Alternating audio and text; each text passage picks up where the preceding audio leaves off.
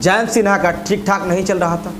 अब देखना दिलचस्प रहेगा इन दोनों खिलाड़ी में से कौन खिलाड़ी हज़ारीबाग लोकसभा को अपने कब्जा में कर पाता है। नमस्कार, मैं हूं आपके साथ निजाम खान। आप देख रहे हैं राष्ट्र संवाद। राष्ट्र संवाद में आप लोगों का स्वागत है। आज बात करेंगे झारखंड के हज़ारीबाग लोकसभा सीट को लेकर। तमाम मुद्दों पर बात होगी। इससे पहले आप लोगों से एक छोटा सा रिक्वेस्ट है, अगर आप लोग हमारी खबर को फेसबुक पर देख रहे हैं और अगर अभी तक हमारे पेज को फॉलो नहीं किए हैं तो पेज को फॉलो कर लीजिए। यूट्यूब पर देख रहे हैं चैनल को अगर अभी तक सब्सक्राइब नहीं किए हैं तो सब्सक्राइब कर लीजिए, लाइक कीजिए और इस विषय में अंत में कमेंट कीजिए और इस वीडियो को ज़्यादा से ज़्यादा शेयर कीजिए। तो आइए अब हम बिना किसी देर किए मुद्दे पर बात करते हैं। हज़ारीबाग लोकसभा सीट जो है झारखंड में है और इसके अंतर्गत हज़ारीबाग ज़िला और रामगढ़ ज़िला का कुछ इलाका जो है कि इस लोकसभा क्षेत्र के अंतर्गत आता है।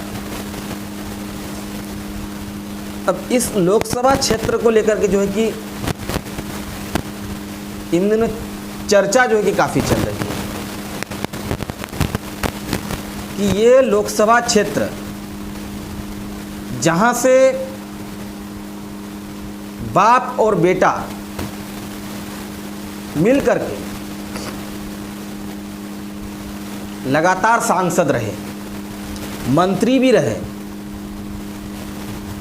लेकिन फिर क्या ऐसा कारण हो गया कि सिटिंग सांसद को ट्विटर एक्स पर जेपी नड्डा को, जो भारतीय जनता पार्टी के राष्ट्रीय अध्यक्ष हैं, उनको ये लिखने की क्या ज़रूरत पड़ गई कि वे चुनाव नहीं लड़ेंगे और चुनावी कार्यों से कृपया मुक्त किया जाए।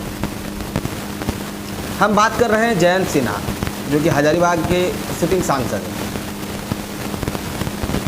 जयंत सिन्हा 2014 में पहली बार लोकसभा वहाँ चुनाव लड़े और जीत हासिल किए,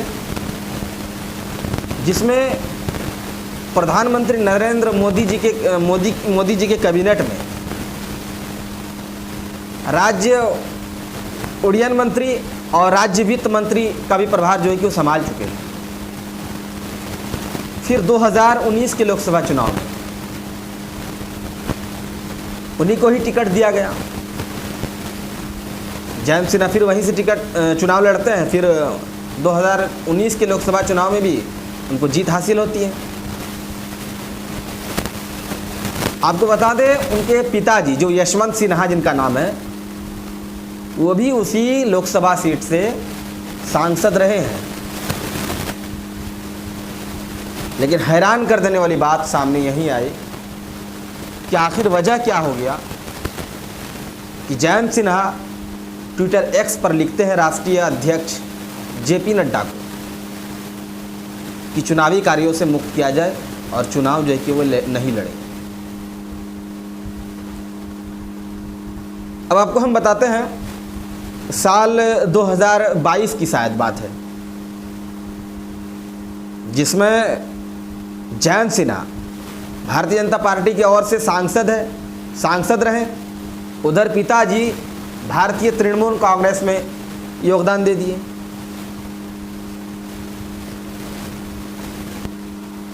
कहीं ऐसा तो नहीं कि पार्टी के अंदर ही जयंत सिन्हा का ठीक ठाक नहीं चल रहा था, इस वजह से जयंत सिन्हा ट्विटर एक्स पर लिखा कि चुनाव नहीं लड़ना है और उनको चुनावी कार्यों से मुक्त करना है। या फिर उनको कहीं ऐसा तो नहीं लगने लगा था कि भारतीय जनता पार्टी उनका टिकट जो है कि इस बार काट देने वाली है।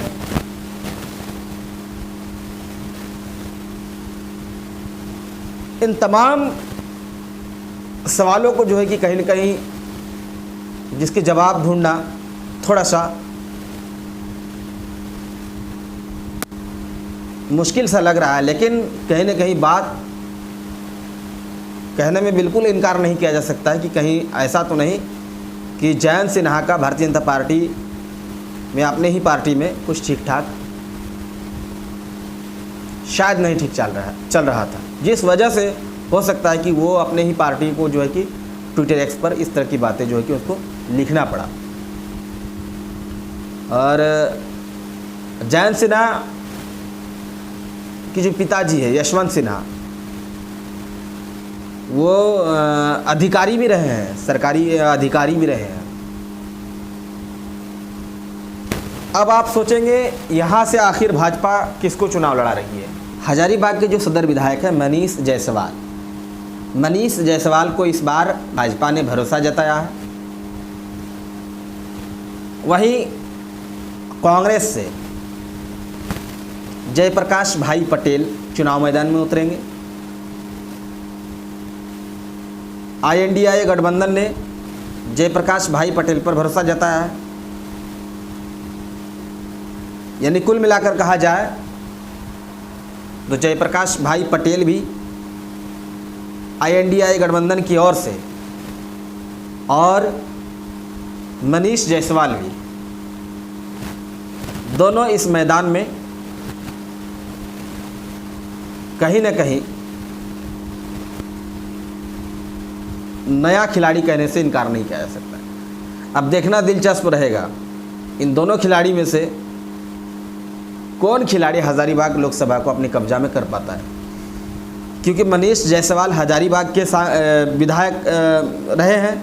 जहाँ तक जयप्रकाश भाई पटेल के बारे में अगर हम बात करें तो हजारीबाग लोकसभा सीट के अंतर्गत एक विधानसभा आता है मांडू विधानसभा, वहाँ से वे विधायक रहे हैं। कुछ ही दिन पहले जो JP पटेल यानी कि जयप्रकाश भाई पटेल भारतीय जनता पार्टी से इस्तीफा देकर कांग्रेस का दामन थामा। इससे पहले वे भारतीय जनता पार्टी से पहले हुए झारखंड मुक्ति मोर्चा में भी थे।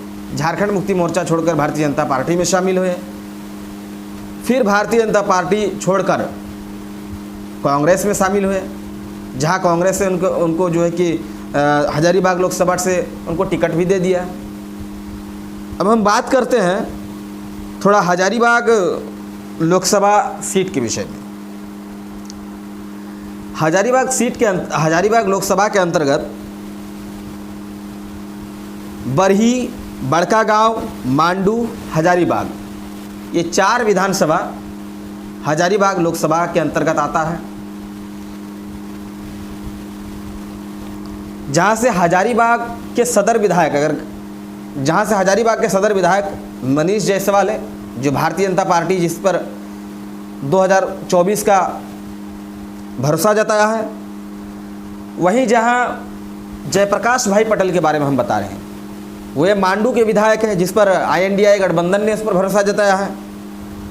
बड़कागांव की विधायक अंबा प्रसाद है जो कि कांग्रेस से है। वही बरही के विधायक उमाशंकर अकेला है जो कि कांग्रेस से है।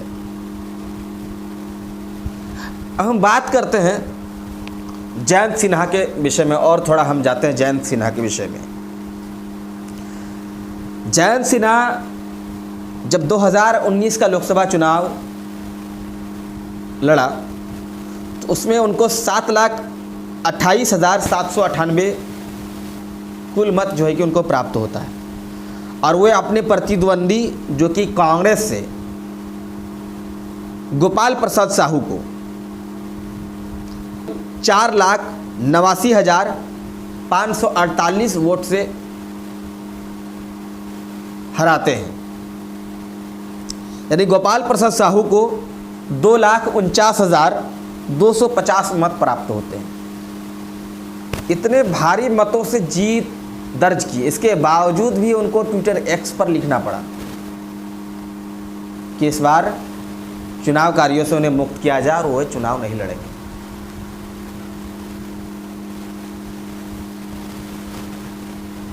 तो ऐसे में साफ तौर पर माना तो यही जा सकता है कि शायद जयंत सिन्हा का अपने पार्टी से कुछ ठीक ठाक नहीं चल रहा है, या चल रहा था, नहीं चल रहा था। तो ये जयंत सिन्हा का जो वोट हम आपको बताएं कि इतना भारी मतों से वो जीत भी दर्ज किया था। अब बात करते हैं जो अभी मैदान में उतरे हैं मनीष जायसवाल। मनीष जायसवाल 2019 के विधानसभा चुनाव में 1,62,008 मत प्राप्त किए थे और उनके प्रतिद्वंदी जो थे डॉक्टर रामचंद्र प्रसाद, उनको 54,396 वोट प्राप्त हुए थे, जिसमें यानी कि मनीष जायसवाल 51,812 वोट से उनको हराए थे।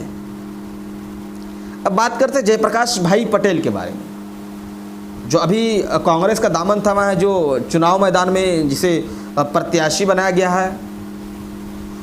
उनकी अगर हम बात करें, जो 2019 के विधानसभा चुनाव में जो उनको वोट प्राप्त हुआ था 49,748 वोट, और उनके जो प्रतिद्वंदी थे, आजसू के प्रतिद्वंदी थे निर्मल महतो, जिनको वोट प्राप्त हुआ था 47,723, यानी वो अपने प्रतिद्वंदी को हराए थे 2,025 वोट से। अब देखना दिलचस्प रहेगा कि 2024 के लोकसभा चुनाव में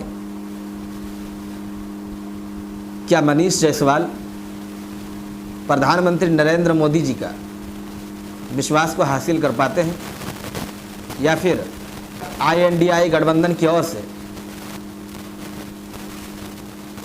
जयप्रकाश भाई पटेल, जो इन दिनों भाजपा छोड़कर कांग्रेस में आए हैं, वे राहुल गांधी जी के विश्वास को हासिल कर पाते हैं।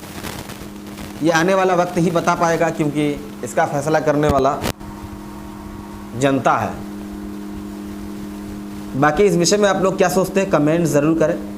खबर अच्छी लगे तो लाइक शेयर करें, हमारे पेज को फॉलो करें, यूट्यूब चैनल को सब्सक्राइब करें। धन्यवाद।